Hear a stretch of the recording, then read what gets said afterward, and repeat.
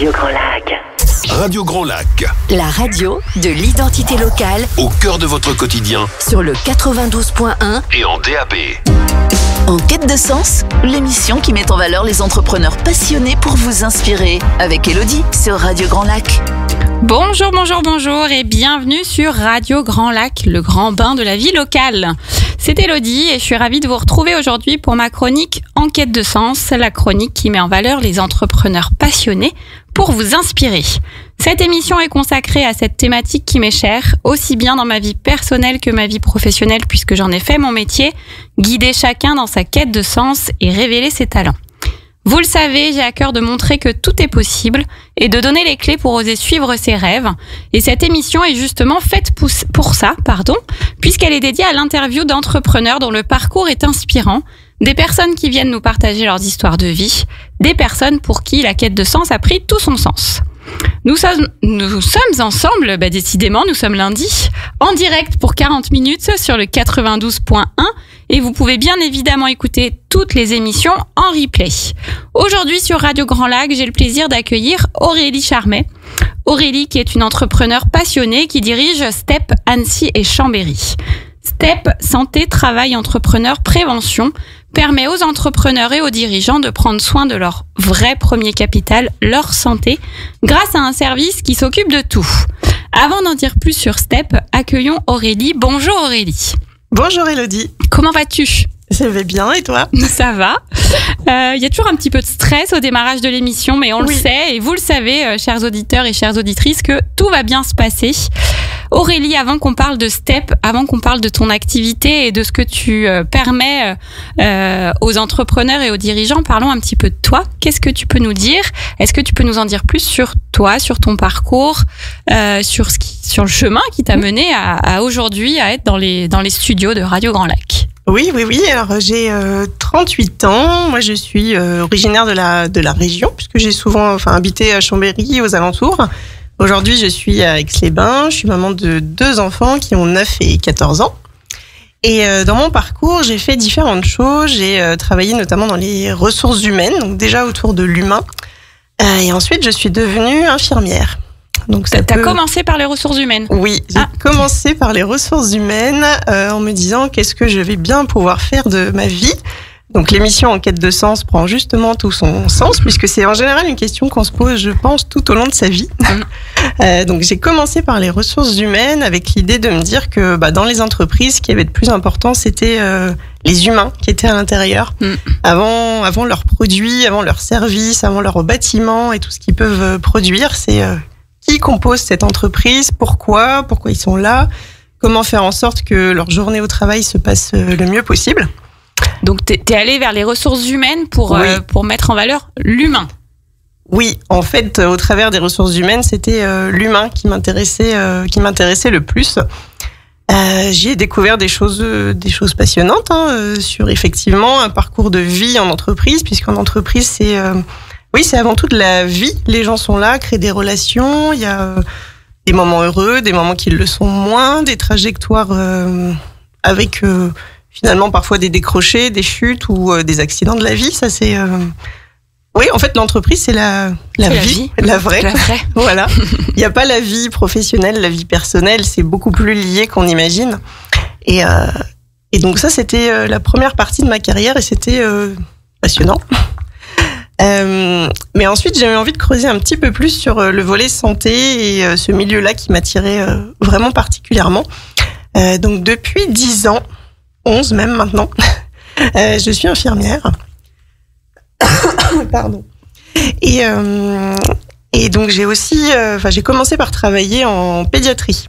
Mais alors, donc, tu as fait tes études en ressources humaines, tu as travaillé en ressources humaines. Oui. Et ensuite, tu as donc fait une première reconversion, tu as repris des études pour être infirmière à 27 ans. Oui. En 2011, je suis retournée à l'école pour 3 ans, dans le but en fait de découvrir aussi un nouveau métier et une nouvelle façon de s'intéresser à l'humain, de prendre soin et de pouvoir intervenir dans le milieu de la santé. Donc j'y suis retournée pour 3 ans, j'en suis sortie en 2014. Et après, j'ai travaillé pendant plusieurs années en service de pédiatrie. La pédiatrie, c'est un endroit fabuleux puisque en fait on y croise tout type de pathologie et c'est un rapport très particulier. Le rapport que l'enfant a à sa santé, c'est très vrai. Il y a en même temps cette relation avec les parents. On peut y croiser des moments de joie, de rire, des moments très durs aussi. Et en fait, ça a été beaucoup plus formateur que tout ce qu'on peut faire ailleurs dans sa carrière. Voilà. Et ça m'a permis donc de poursuivre ensuite. J'avais quand même dans un petit coin de ma tête de me dire qu'un jour je rassemblerais les compétences que j'avais pu acquérir, notamment sur ce qui était de la gestion des ressources humaines et ensuite sur la santé. Et après, j'ai pu être notamment responsable de secteur dans le service de l'aide à domicile, sur de la prévention, protection de l'enfance, mais aussi auprès de personnes âgées, de personnes handicapées. Et aussi auprès d'autres associations en tant que responsable de dispositifs sur des parcours de santé complexes. Voilà. Ok, donc ça a cheminé. Enfin, cette quête de sens dont tu parlais au début, t'as un peu permis de faire tout ce chemin, c'est-à-dire les ressources humaines parce que je veux valoriser l'humain, ensuite infirmière parce que je veux aller voir ce qui se passe du côté de la santé. Et la petite voix dans la tête qui te dit un jour je rassemblerai les deux t'a mené à faire d'autres expériences, tu le dis, qui ont été très enrichissantes.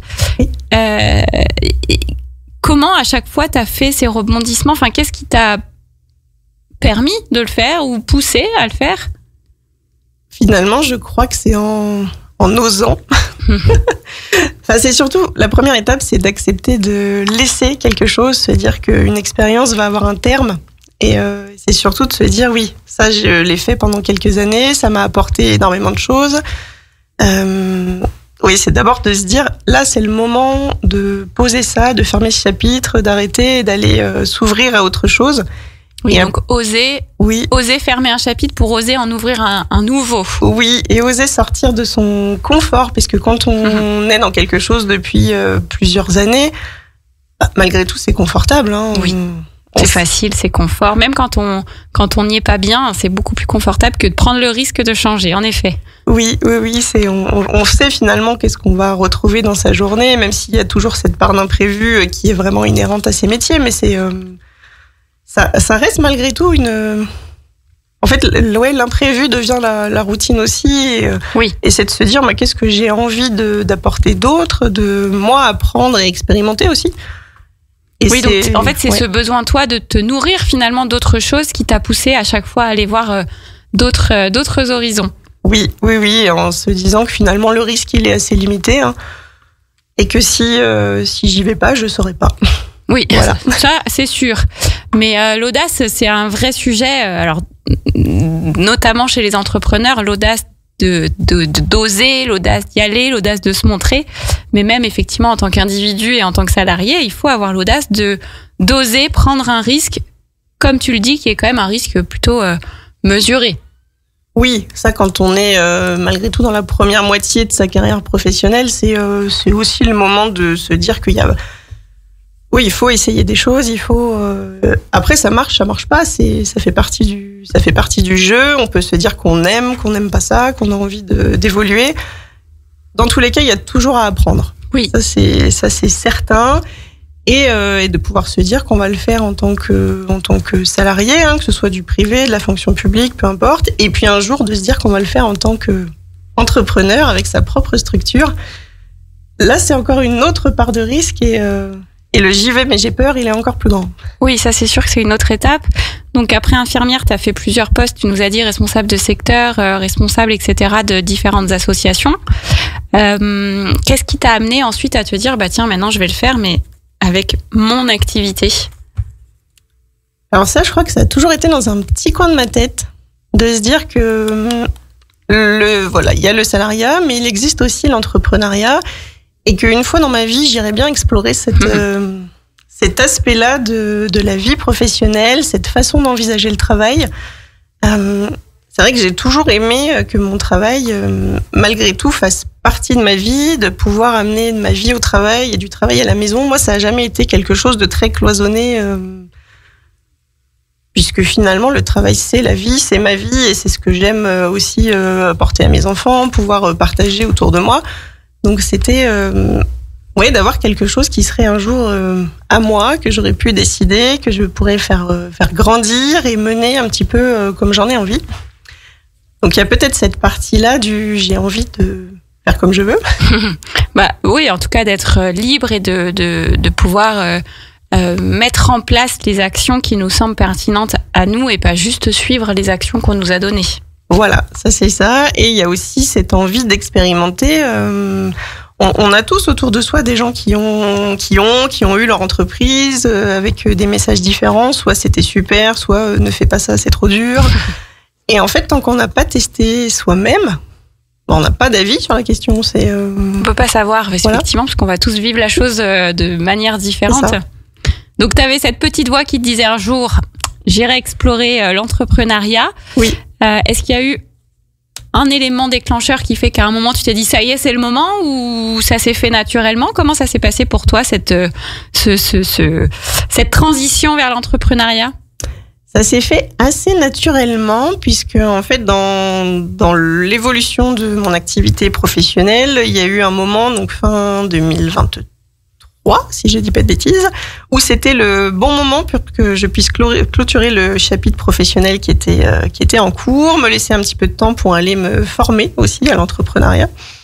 Qu'est-ce que c'est que cette chose? Comment est-ce qu'on fait un business plan? Où est-ce qu'on va chercher de l'argent? Comment est-ce qu'on vit quand on est entrepreneur et comment est-ce qu'on fait au quotidien?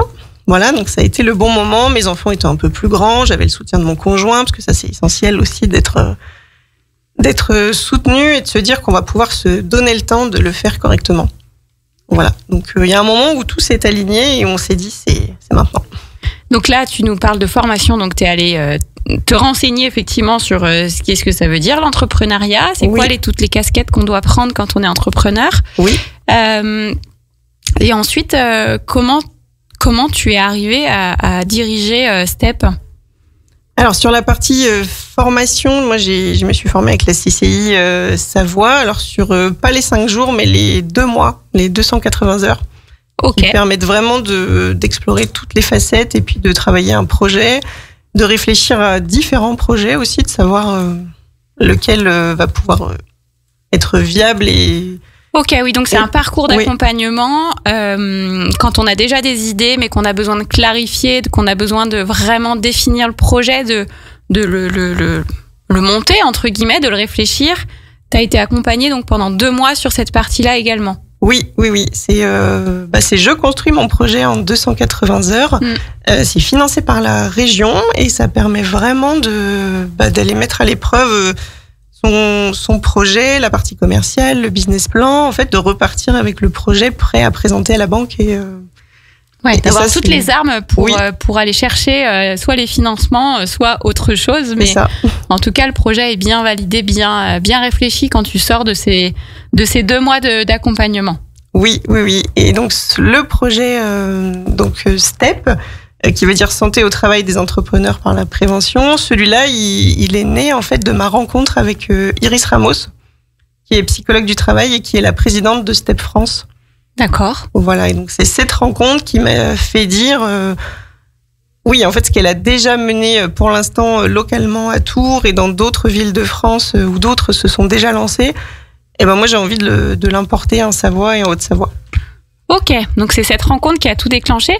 Est-ce que tu peux nous dire un petit mot justement sur Step, parce que là tu nous parles d'association, de national, du coup c'est quelque chose de national, mais quand est-ce que ça a été créé? Enfin pourquoi cette dame qui en est la présidente, est-ce que c'est elle qui a fondé? Enfin voilà, quelques mots sur Step avant qu'on aille sur Step Annecy-Chambéry. Oui, au niveau national, donc Step a été fondé par Iris Ramos qui est psychologue du travail à Tours.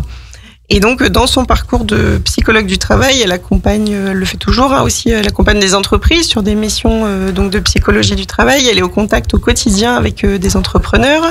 Elle est entrepreneur elle-même, donc elle a pu expérimenter toute cette phase-là.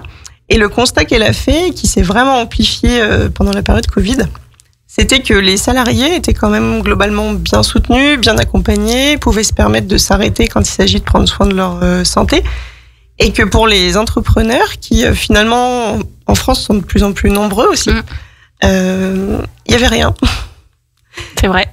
il y avait juste le devoir d'aller bien pour pouvoir perpétuer son entreprise, la développer, avoir de l'énergie au quotidien.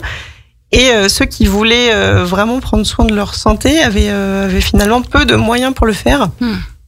Ça prenait du temps, obtenir des rendez-vous médicaux, c'était long. Et donc pour la plupart, c'était de se dire oui, ça va aller. Et pour autant, non, des fois ça va pas. Et quand un entrepreneur doit s'arrêter brutalement pour raison de santé, dans les toutes petites structures, bien souvent l'entreprise ne survit que quelques mois avec l'absence de son dirigeant. Bah oui, et puis alors on a beaucoup de solopreneurs, donc effectivement quand l'entrepreneur qui est seul dans son entreprise doit s'arrêter pour raison de santé, bah l'entreprise s'arrête. Oui. Et ça c'est vrai pour ceux qui sont seuls, mais aussi sur des TPE, PME. Oui. En fait, à part dans les très grosses structures où le dirigeant a une place à part et où vraiment les services sont suffisamment structurés pour que ça puisse fonctionner, à partir du moment où on est sur une entreprise petite ou moyenne, où le dirigeant a une vraie place au quotidien, sa présence et sa santé sont finalement le vrai capital de l'entreprise. On en revient à ce que tu disais au début, c'est-à-dire que l'humain c'est la priorité dans une entreprise. S'il n'y a pas d'humain, il n'y a pas d'entreprise, il n'y a pas de produit, il n'y a rien en fait. Non. Donc le constat de Iris, c'est les entrepreneurs et les dirigeants, ils doivent prendre leur santé en main, mais ils n'ont pas forcément les moyens, et donc elle a créé un service justement pour les aider. Oui, c'est tout à fait ça, c'est de pouvoir se dire que prendre soin de sa santé, c'est à la fois une évidence et en même temps ce qu'il y a concrètement de plus difficile à mettre en œuvre, de pouvoir savoir qui contacter, obtenir les rendez-vous, faire quelque chose de cohérent, savoir vraiment à quel risque on est exposé aussi. Oui, puis on est parfois dans le déni. On entend souvent des gens dire oui, ça va aller, oui, je suis fatiguée, mais ça ira. Je verrai plus tard. Voilà, je verrai plus tard, c'est ça. Ok, donc c'est cette rencontre qui toi t'a mené à ouvrir Step. Avant qu'on en dise plus, on va faire une petite pause. On fait une petite pause musicale et ensuite on revient. On retrouve Aurélie qui va nous parler donc de Step Annecy et Chambéry. On vous retrouve tout de suite. Nous, c'est aussi la radio de l'identité locale. Radio Grand Lac. En quête de sens, l'émission qui met en valeur les entrepreneurs passionnés pour vous inspirer. Avec Elodie sur Radio Grand Lac. Nous voilà de retour dans le grand bain de la vie locale. Aujourd'hui, dans l'émission En quête de sens, on est avec Aurélie Charmet qui dirige Step Annecy et Chambéry. Alors en première partie, Aurélie, on a parlé de ton parcours, de tes différents rebondissements, de la quête de sens qui t'a suivi quand même tout au long de ces années, qui t'ont amené il y a 2 ans à peu près à te dire tiens, c'est le moment, j'ai envie d'aller voir ce qui se passe du côté de l'entrepreneuriat. Et donc tu t'es formé, tu as été accompagné pour vraiment réfléchir et construire un vrai projet. Et ce projet, cette construction de projet t'a amené à une rencontre qui apparemment a été la rencontre qui a déclenché tout le reste, la rencontre de la fondatrice et présidente de Step France. On en a dit 2 mots sur Step France, mais du coup, allons un peu plus en précision sur ce que propose Step et notamment, donc toi, on l'a dit, mais je le répète, tu diriges Step Annecy et Chambéry. On dit Annecy et Chambéry, mais du coup, on peut dire Savoie, Haute-Savoie. J'imagine que ça ne se contente pas aux villes. Oui, toutes les agences ont le nom d'une ville qui sont les villes principales, mais c'est tout le département 73 et tout le département 74. Ok. Alors concrètement, qu'est-ce que tu fais ? Qu'est-ce que fait Step ? Alors je le répète, Step, ça signifie santé, travail, entrepreneur, prévention. Donc on l'a dit, c'est pour aider les entrepreneurs et dirigeants à prendre soin de leur santé, mais concrètement, comment ça se traduit ? Concrètement, l'objectif, c'est d'éviter tout arrêt forcé d'un entrepreneur ou d'un dirigeant pour raison de santé. Et donc, pour éviter cet arrêt, la clé, c'est de prévenir et d'anticiper tout ce qui peut l'être. Et donc, ça passe par le fait de pouvoir leur permettre de prendre soin de leur santé physique et mentale, puisque moi, je ne fais pas la distinction. On a une seule santé et on l'a pour tout le temps où on sera vivant. C'est la santé au travail, la santé personnelle, la santé physique, la santé mentale. C'est la santé de manière générale. Voilà. Parce qu'effectivement, s'il y a un truc qui va pas, ça peut vite impacter beaucoup de choses. Donc cette santé-là, on en a qu'une. Il est beaucoup plus facile de la conserver, c'est difficile, mais ça reste plus facile que de la récupérer après un pépin de santé. Oui, en tout cas, c'est plus facile d'apprendre à prendre soin de sa santé plutôt que, comme tu le dis, de guérir une fois que la santé a été dégradée. Oui. C'est mieux vaut prévenir que guérir, et c'est même mieux vaut prévenir que tenter de guérir. En fait, c'est plus ça. L'objectif, c'est de pouvoir, donc, en prévention, pouvoir avoir alors à la fois les bilans médicaux, les examens biologiques, mais aussi un suivi en psychologie du travail pour éviter donc à la fois l'épuisement professionnel. On le sait, hein, les entrepreneurs et les dirigeants sont des personnes passionnées par ce qu'ils font, mais qui vont avoir tendance à ne pas compter leurs heures, à s'investir beaucoup plus parfois que des salariés. Alors on peut pas généraliser, mais ça, ce sont les tendances globales. À se dire que ça va, ils se sentent bien, ils sont portés par ce qu'ils font, donc ils s'écoutent un petit peu moins aussi.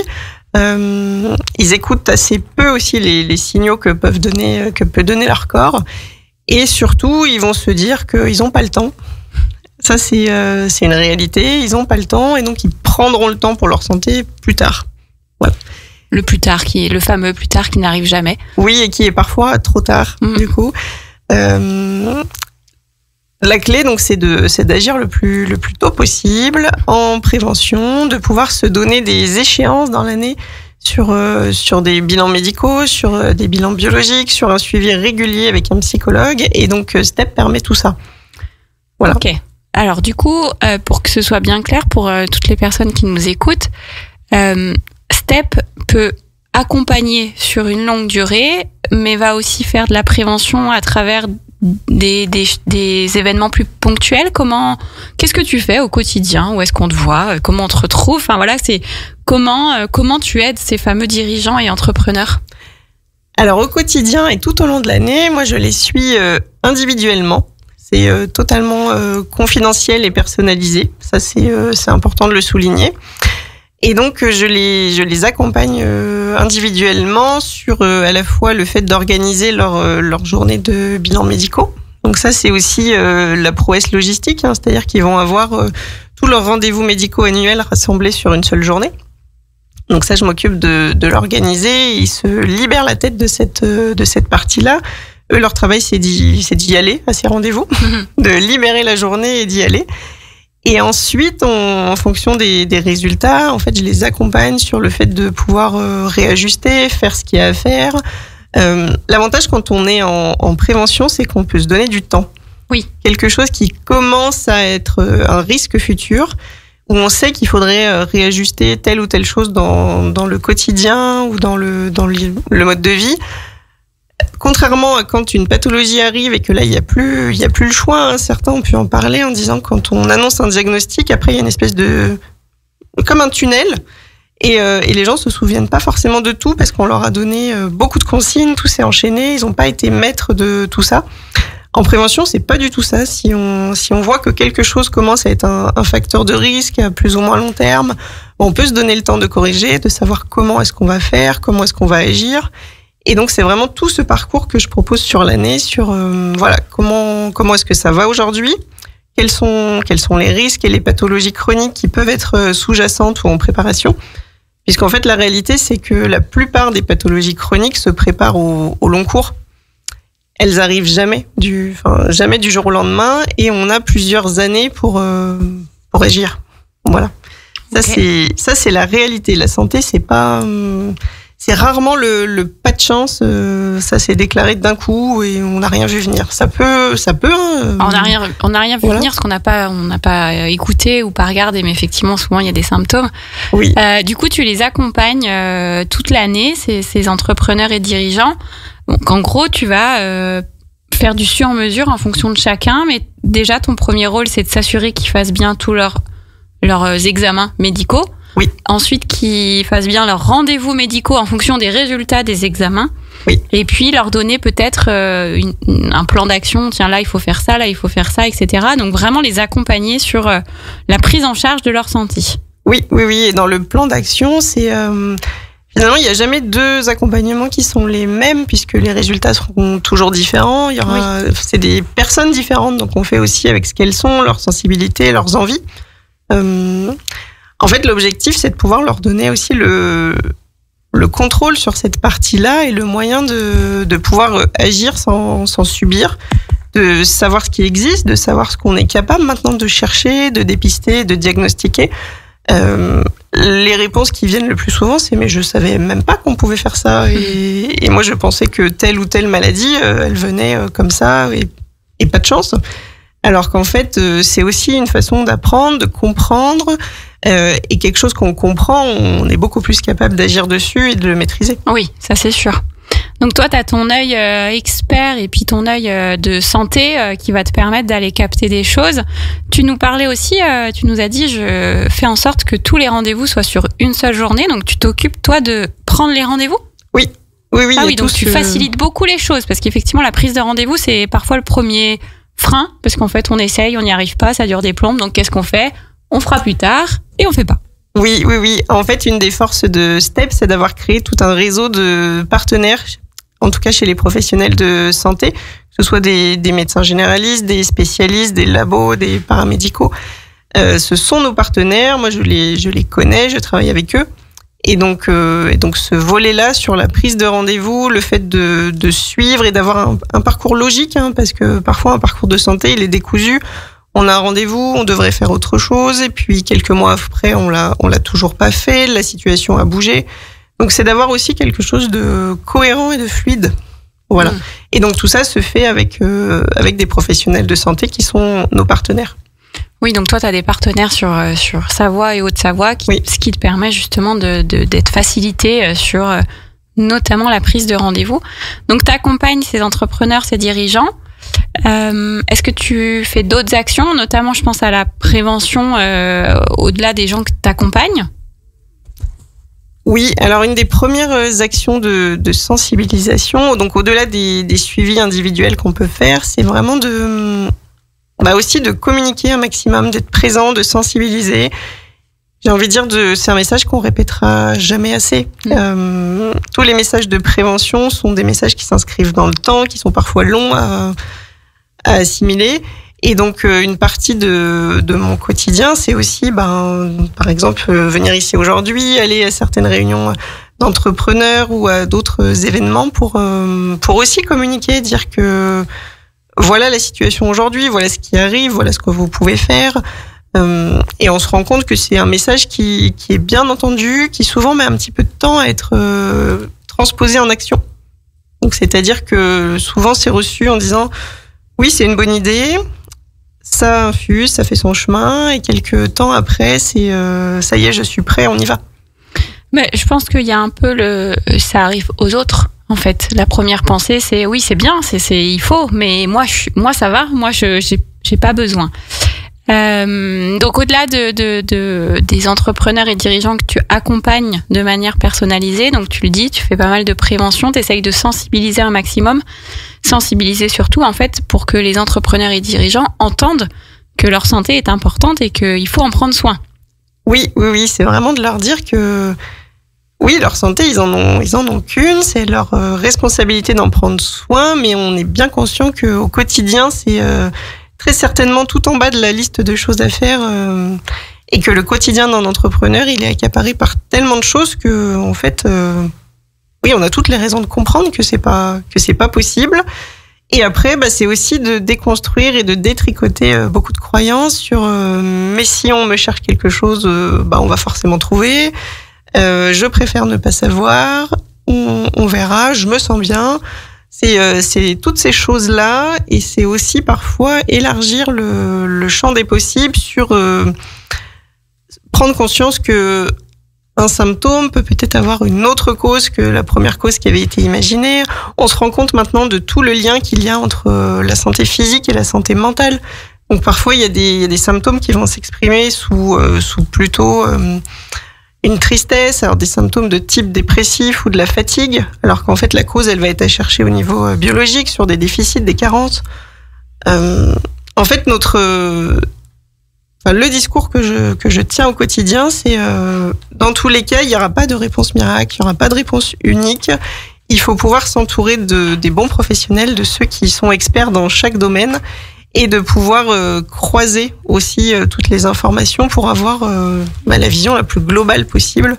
Oui, c'est ce que j'allais dire en fait. C'est que là, l'avantage, c'est que tu leur offres une vision d'ensemble. Là où c'est rarement ce qu'on a en fait, parce que il faut aller voir des spécialistes quand on a des choses. Et le spécialiste du cœur va regarder le cœur, le spécialiste de la tête va regarder la tête. Et il y a aucun moment ou rarement il va y avoir un lien entre les deux, alors que peut-être ça peut être intéressant. Donc toi, justement, tu amènes ce regard un peu plus haut, un peu plus global, pour pouvoir prendre en compte l'individu et sa santé dans la globalité. Du coup, tous les entrepreneurs et tous les dirigeants peuvent faire appel à tes services?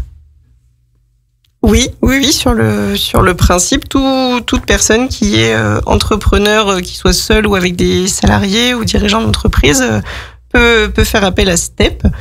Oui, ça c'est important de le rappeler, c'est que ça peut être des entrepreneurs, des solopreneurs, mais ça peut être aussi des entrepreneurs qui ont une structure où il y a 2 salariés, 3 salariés, 50 salariés, peu importe, on peut faire appel à toi. Pour les personnes qui nous écoutent et qui se diraient tiens, ça, c'est intéressant, peut-être que c'est le moment pour moi, peut-être que ça fera des déclics, ça serait bien.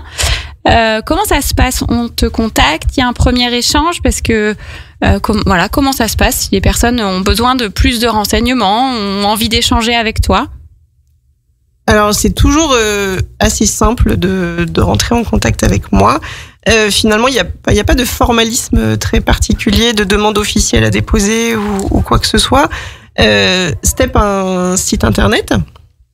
Donc c'est service-step.com, ça c'est le site national, et il y a une page où c'est marqué demander à être rappelé. Donc ça c'est une des méthodes de remplir ce formulaire. Et moi je rappelle, c'est en fonction de la localisation, et toutes les demandes qui émaneraient de Savoie ou de Haute-Savoie arrivent à moi. Alors redis le site internet. Oui, donc www.service au singulier -du6 step.com. Ok, service-step.com. Donc là, déjà, on peut faire une demande pour être rappelé en remplissant le formulaire. Et donc, effectivement, en fonction de la localisation, l'agence concernée rappellera. Donc, ça peut être partout en France, parce que je vous rappelle que Radio Grand Lac est écouté partout en France. Donc, s'il y a des gens qui nous écoutent qui ne sont pas sur Savoie ou Haute-Savoie, ça existe aussi ailleurs. Donc, n'hésitez pas. En ce qui te concerne toi plus particulièrement, est-ce qu'il y a d'autres moyens de te contacter? Oui. Alors moi, il est possible de m'envoyer un mail directement. Donc c'est Aurélie, sans l'accent sur le E, @service-du6 step.com. Ok. Ou j'ai un numéro de téléphone, donc le 04 85 58 27 54. Et est-ce qu'il y a des locaux? Je t'ai même pas demandé ça. Est-ce que tu as des locaux? Est-ce que quelque part physiquement tu es dans des bureaux, ou est-ce que y a pas de lieu où tu peux recevoir du public?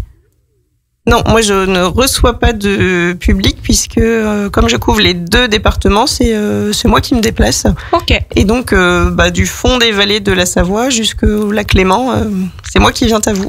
Ok, donc c'est toi qui te déplaces en entreprise.